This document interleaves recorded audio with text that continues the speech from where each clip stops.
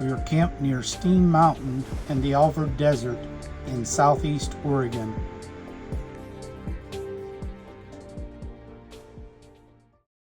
When I was planning to upgrade from the RZR 800 to the RZR 900 Trail, one of the questions I had is, would it fit in the back of the pickup? So that's what this video is about, showing you how it does fit in the back of the pickup, and I can still get the tailgate closed enough to be able to tow the travel trailer. One of the things I really like about Ford is they sell this plate system with this bar, so then the ramps just slip on the bar and they're locked in place. You don't have to worry about tying them down or chalking the truck. The ramps aren't going to go anywhere. So I really do like that feature. I'm using two 9-inch 8,000-pound ramps on top of 4 2x10s to help elevate the front of the RZR. So another thing I want to point out about this particular setup is, through the years we've learned that we need to have a hose clamp here on the tailgate, because when the tailgate's partially closed like that, that's where the slot is, and the tailgate would just fly off on a bumpy road. I'm going to show my setup, how I do fit the RZR 900 Trail in the back of the pickup, and I can get the tailgate up enough to tow the travel trailer without any issues.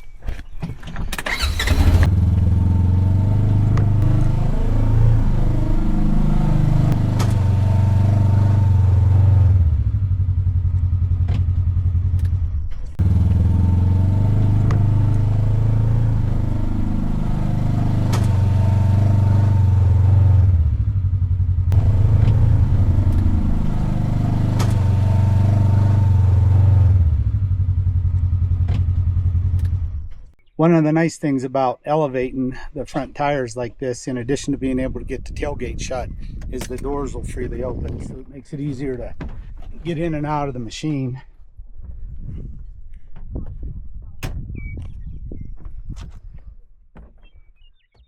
And I just use these ratchet straps, hook through the loop, ratchet the machine down. So I slide the ramps up into the machine. And the last step is, I've got these bull rings put in the truck, and basically I use those to lift the tailgate, and I unhook my tailgate holder,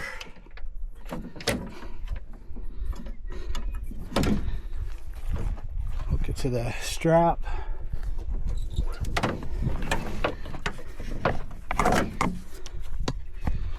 basically just pull the tailgate up, go around, do the same on the other side, unhook the tailgate clip,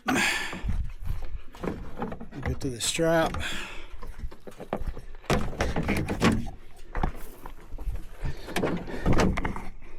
and basically just pull up nice and tight.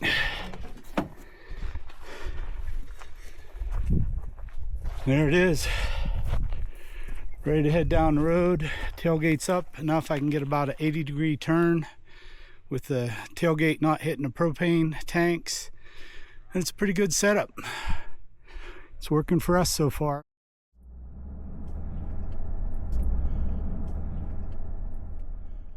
Well, Carmelita and I are in southeastern Oregon, here in the Alvord Desert near Steens Mountain.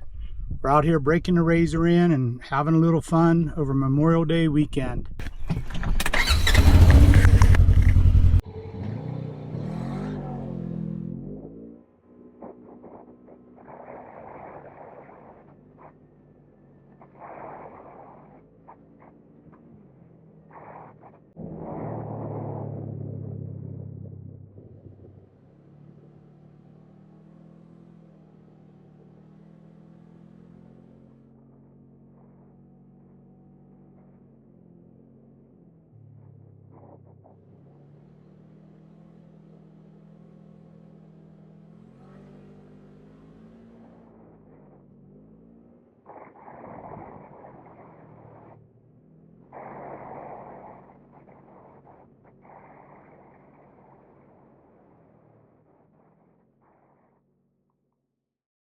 The Alvord Desert is a 12-mile long by 7-mile wide, that's 19 by 11 kilometers, massive dry lake bed.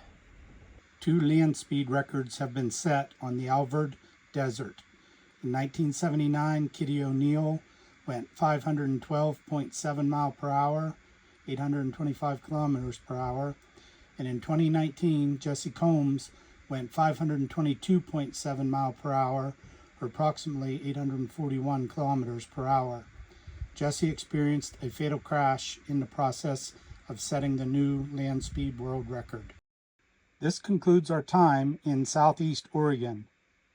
We hope you enjoyed seeing how we have built ramps and load a 900 trail in the bed of our pickup and pull the travel trailer.